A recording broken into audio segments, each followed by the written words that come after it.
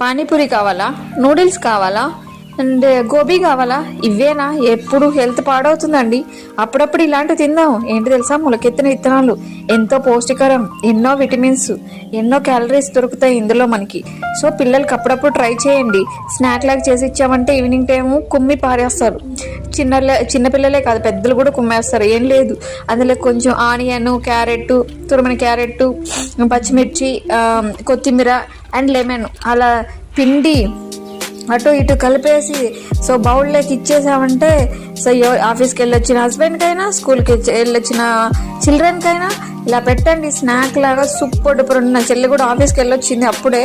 So ఏం చేసి ఇవ్వాలా అనుకుంటే తనేమో గోబీ తిందామనింది. వద్దు, ఇలా ఆరోగ్యకరంగా తిందామని చెప్పేసి సో అలా తనకి ఇచ్చేసాను ఈవినింగ్. తన మాటల్లోనే వినండి.